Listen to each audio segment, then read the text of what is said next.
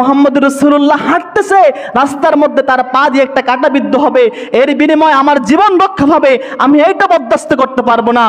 হযরত সাঈদ বিন আমের আল জুমহি রাদিয়াল্লাহু তাআলা আনহু থ করে তাকিয়ে রইলেন।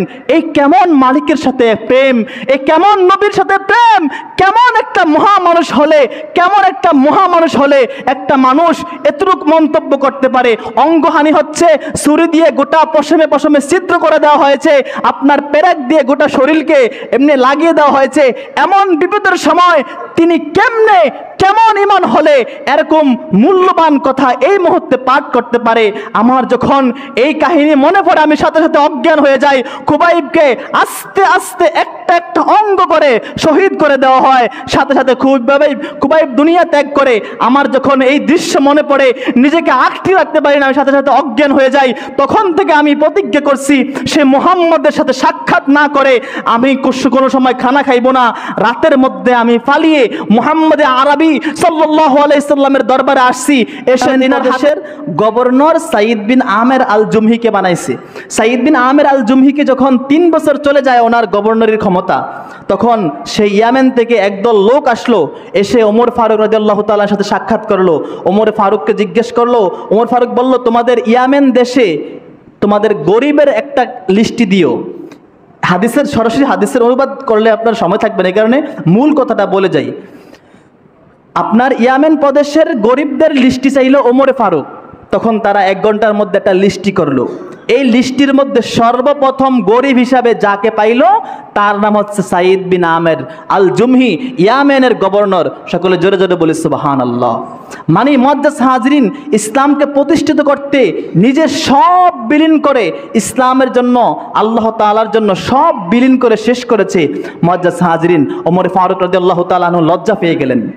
একটা গভর্নর যদি সবচেয়ে গরিব হয়, ইসলামের গায়রত কোথায় গেল? সাথে সাথে তিনি 10 লক্ষ স্বর্ণ মুদ্রা, বর্তমান ক্যালকুলেটারে হিসাব করলে 10 লক্ষ স্বর্ণর 10 লক্ষ মুদ্রা স্বর্ণের হিসাব করলে আপনার 100 কোটি ছাড়িয়ে যায়। রাষ্ট্রীয়ভাবে তিনাকে 10 লক্ষ স্বর্ণ মুদ্রা দিলেন। 10 লক্ষ স্বর্ণ মুদ্রা পেয়ে সাঈদ বিন আমের আল জুমহি রাদিয়াল্লাহু তাআলা আনহু চিৎকার মারলেন ইন্না লিল্লাহ বলে। সাথে সাথে সাঈদ বিন আমের আল জুমহির স্ত্রী ঘরের ভিতর থেকে বের হয়ে আসলেন, এসে বললেন, ওগো স্বামী, মুসলমানদের বীর, মুসলমানদের নেতা ওমরের কি ইন্তেকাল হয়েছে? আপনি চিৎকার মারলেন কেন? নাকি মুসলমানদের একটা প্রদেশ ইহুদিরা দখল করে নিছে, নাকি বড় একটা ক্ষতি হয়ে গেছে? আপনি কেন চিৎকার মারলেন? তিনি বলছেন, না, কোনো প্রদেশ ইহুদিরা নেয় নাই, মুসলমানদের নেতা ওমর মারা যায় নাই, মুসলমানদের বড় ক্ষতি হয় নাই, আমাকে বড় ক্ষতির মধ্যে পালিয়ে দিয়েছে। সকলে বলেন সুবহানাল্লাহ। মানে আমাকে দুনিয়ার অর্থের মধ্যে পালিয়ে দিয়েছে, এটা দুনিয়ার মোহ, পরে আমি ধ্বংস হওয়ার কারণ হতে পারে, আমাকে দুনিয়ার মধ্যে পালিয়ে দিয়েছে। তুমি আমাকে সাহায্য করো, সহযোগিতা করো। তুমি সাহায্য সহযোগিতা মানে কি? এই স্বর্ণমুদ্রাগুলো তুমি সহ বন্টন করে গরিবদের মধ্যে বিলিয়ে দাও। বলেন সুবহানাল্লাহ। এটাই বলছে, তোমরা সাহাবায়ে কেরামের মতো ঈমান আনো। আপনার সুনানে তিরমিজির মধ্যে হাদিসটি আসছে, বিশাল বড় 1 পৃষ্ঠা ব্যাপী, এরকম 1 পৃষ্ঠা ব্যাপী একটা হাদিস আসছে। তারপরে ওমর ফারুক আপনার সাঈদ বিন আমের আল জুমহি রাদিয়াল্লাহু তাআলা আনহু সবগুলো স্বর্ণমুদ্রা বিলীনের পরে 6 মাস পরে যেহেতু গভর্নরকে ধনী বানিয়ে দিয়েছে, 100 কোটি টাকা পাইলে কি মনে করেন? এরকম ধনী বানিয়ে দিয়ে ওমর আনন্দের জন্য সাঈদ বিন আমেরকে দেখতে গেলেন ইয়ামেন প্রদেশে। দেখতে যে জুমার দিন এরকম ওমর বসা এক মিম্বারে, সাঈদ বিন আমের বসা ছোট মিম্বারে, উপস্থিত মুসল্লিদেরকে ডাক দিয়ে বলে, তোমাদের গভর্নরের প্রতি তোমাদের কোনো অভিযোগ আছে? মধ্যে একজন বৃদ্ধ দাঁড়িয়ে গেছে যে আমাদের গভর্নরের বিরুদ্ধে অবজেকশন আছে। চিন্তা করেন, আরেকজন দাঁড়িয়ে গেছে, 4 কোণা থেকে 4 জন দাঁড়িয়ে গেছে। প্রথমজন বলে, এই আমাদের গভর্নর সাঈদ বিন আমের আল জুমহি প্রতি মাসে 1 দিন অফিসে আসতে দেরি করে। চিন্তা করেন, আমরা প্রতি সপ্তাহে 1 দিন বন্ধ পাই, কিন্তু সাঈদ বিন আমের প্রতি মাসে 1 বার অফিসে আসতে দেরি করে, এটা আমার বড় অভিযোগ।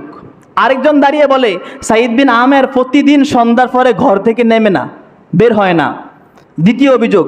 তৃতীয় অভিযোগ হচ্ছে সাঈদ বিন আমের আল জুমহি মাঝে মধ্যে অজ্ঞান হয়ে যায়। চতুর্থ অভিযোগ হচ্ছে সাঈদ বিন আমের প্রতিদিন 5 মিনিট, 10 মিনিট, 20 মিনিট দেরি করে অফিসে আসে। 4টা অবজেকশন।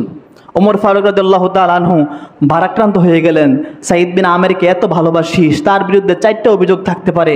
প্রথম চাচাকে জিজ্ঞেস করলেন, আপনার অভিযোগ এখন তুমি সাঈদ বিন আমের চাচার অভিযোগের উত্তর দাও। তিনি বলছেন, খলিফাতুল মুসলিমিন, আমি প্রতি মাসে একবার অফিসে আসতে দেরি করি, 12টা-1টা বেজে যায়। আপনার জেনে থাকা উচিত, আমার মুসল্লিদেরকে আমি জানিয়ে দেই আমার 2টা কাপড়, একটা পরি আর একটা গায়ে দেই। গোটা 1 মাস 2টা কাপড় পরে থাকি। 1 মাস পরে আমার এই কাপড়গুলো গন্ধ হয়ে যায় শরীরে থাকতে থাকতে। 1 মাস পরে একটা কাপড় ধুই, ফরনেরটা ধুই, মানে গায়েরটা ধুই, ফরনেরটা ফরনো থাকে। তখন গায়েরটা যখন শুকায় তখন গায়েরটা খুলে পরি, মানে নিচে পরি, ওটা ধুয়ে দেই। 2টা শুকাইতে শুকাইতে দেরি হয় বিদায় আমার একটু আসতে প্রতি মাসে 1 দিন দেরি হয়। এই হচ্ছে প্রথম অভিযোগের উত্তর। তারপরে আপনার দ্বিতীয় অভিযোগ হচ্ছে তিনি সন্ধ্যার পরে ঘর থেকে নামেন না, এটা দ্বিতীয় অভিযোগ। তিনাকে জিজ্ঞেস করছে এটার উত্তর দাও। তিনি বলছে, আমি দিনটাকে 2 ভাগ করছি, 1 ভাগ আমার আল্লাহর জন্য, 2য় ভাগ আল্লাহর বান্দার জন্য। দিনের বেলায় আল্লাহর বান্দাকে সময় দেই, রাতের বেলায় সেজদার মাধ্যমে আল্লাহকে সময় দেই। এই হচ্ছে দ্বিতীয় অভিযোগের উত্তর। তৃতীয় অভিযোগ হচ্ছে তিনি প্রতিদিন আসতে দেরি করে আসে। তিনাকে বলছেন, তুমি এটার উত্তর দাও, 5 মিনিট 10 মিনিট দেরি করে আসো কেন? তিনি বলছে, আমি প্রতিদিন আসতে দেরি করে আসি না এমন নয়, আজকে 2 বছর আমি দেরি করে আসি, কারণ আমার স্ত্রী অসুস্থ, আমার ঘরে কোনো কাজের মেয়ে নেই, আমার ঘরে কোনো গোলাম নেই, দাসী বান্দি নেই। আমি নিজে রুটি বানিয়ে স্ত্রীকে খাওয়াই, আমি নিজে খেয়ে আস্তে আস্তে আমার দেরি হয়ে যায়। মুআজ্জাজ হাজিরিন, এখান থেকে বুঝে নেন স্ত্রীকে কতটুকু কদর করতে হবে। মুআজ্জাজ হাজিরিন, একটা মাসালা না, এই মাসালাটা পরে বলবো, সময় নেই। মুআজ্জাজ হাজিরিন, তারপরে 3 নম্বর উত্তর। 3 নম্বর উত্তরটা আমাদের মূল পয়েন্ট। 3 নম্বর উত্তর হচ্ছে তিনি মাঝে মধ্যে অজ্ঞান হয়ে যায়। এটা বড় একটা সমস্যা। আমি যদি নামাজের মধ্যে অজ্ঞান হয়ে যাই, প্রতিনিয়ত অজ্ঞান হয়ে যাই, তাহলে কি চাকরি থাকবে? কোনো খতিব সাহেবের চাকরি থাকবে? কোনো ভালো মানুষের চাকরি থাকবে? বলবে কি তিনি অসুস্থ, তিনাকে চিকিৎসা করতে পাঠিয়ে দিই। তো সাঈদ বিন আমের একটা গভর্নর, তিনি মাঝে মধ্যে যদি অজ্ঞান হয়ে যায়, এটা বড় একটা অবজেকশন না? তিনাকে জিজ্ঞেস করা হলো, সাঈদ বিন আমের, তুমি বলো তুমি কেন অজ্ঞান হয়ে যাও? তিনি এই কথা বলতে যাবে, এটার উত্তর দেবে যাবে, আবার অজ্ঞান হয়ে যায়। সাঈদ বিন আমের সাথে সাথে অজ্ঞান হয়ে গেছে, এটা শোনার সাথে সাথে। অনেকক্ষণ পরে, 2 দিন পরে, কেউ বলছে 2 ঘন্টা পরে, আপনার জ্ঞান ফিরে আসার পথে আবারও জিজ্ঞেস করছে। তিনি অনেক কষ্টে উত্তর দিয়েছে, বলছে, ওগো খলিফাতুল মুসলিমিন, আমি যখন কাফের ছিলাম, মক্কার অন্যান্য কাফেরদের মতোই আমি মুহাম্মদকে নিয়ে ব্যঙ্গ করতাম, কিন্তু ওই সময় আমার সামনে হযরত খাব্বাব রাদিয়াল্লাহু তাআলা আনহুকে আমার সামনে শুলে চড়াইছে, আমার সামনে কাঠের সাথে এই হাতগুলো ফেরেক দিয়ে, বিনারি দিয়ে মেরে দিয়েছে, তিনাকে অস্ত্র দিয়ে, ছুরি দিয়ে গোটা শরীরের পশমে পশমে ঘাই দেওয়া হয়েছে, নুন মারা হয়েছে, তিনাকে শুলে চড়িয়ে অঙ্গে অঙ্গে হানি করে গোটা অঙ্গ কাটতে কাটতে তিনাকে শহীদ করা হয়েছে। যখন অঙ্গগুলো কাটতেছে তখন তিনাকে বলছে, রে খুব খাব্বাব, তোমাকে বলতে চাই, কোরআনের সাক্ষী তোমাকে বলতে চাই, তুমি এখন বলো যে আমাকে এই শুলে না রেখে নবী মুহাম্মদুর রাসূলুল্লাহ সাল্লাল্লাহু আলাইহি সাল্লামকে রাখলে আমি খুশি হতাম। তুমি যদি এইটা বলো, মুহাম্মদকে এখানে আনা সম্ভব নয়, মদিনা থেকে মুহাম্মদকে মক্কায় আনা সম্ভব নয়, কিন্তু তুমি শুধু এইটা বলবা, মানে মুহাম্মদের প্রেম তোমার অন্তর থেকে উঠিয়ে দিবা, এটা বলে তুমি এটা একটু প্রকাশ করো, সাথে সাথে তোমার শুলকে, তোমার শাস্তি, তোমার হত্যাকে আমরা মওকুফ করে দিব। মুআজ্জাজ হাজিরিন, সে তখন খাব্বাব রাদিয়াল্লাহু তাআলা আনহু তখন বলছে, আল্লাহি রাব্বিল কাবা আন আশাক্কা আলা কদামাইহি, আল্লাহ তাআলার কসম, রব্বে কাবার কসম, তোমরা যেই কাবা শরীফের ইবাদত করো তার কসম দিয়ে বলি, মুহাম্মদের গায়ে একটা কাঁটা বিদ্ধ হবে, কিন্তু এর বিনিময় আমাকে ছাড় দেওয়া হবে, আমি সেইটাও বরদাস্ত করতে পারবো না।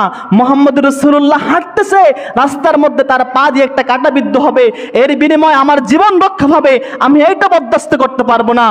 হযরত সাঈদ বিন আমের আল জুমহি রাদিয়াল্লাহু তাআলা আনহু থ করে তাকিয়ে রইলেন, এই কেমন মালিকের সাথে প্রেম, এই কেমন নবীর সাথে প্রেম, কেমন একটা মহামানুষ হলে, কেমন একটা মহামানুষ হলে একটা মানুষ এতটুক মন্তব্য করতে পারে।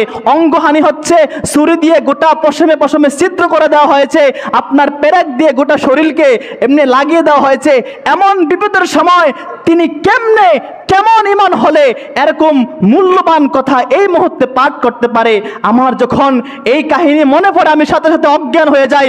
খুবাইবকে আস্তে আস্তে একটা একটা অঙ্গ করে শহীদ করে দেওয়া হয়, সাথে সাথে খুবাইব দুনিয়া ত্যাগ করে।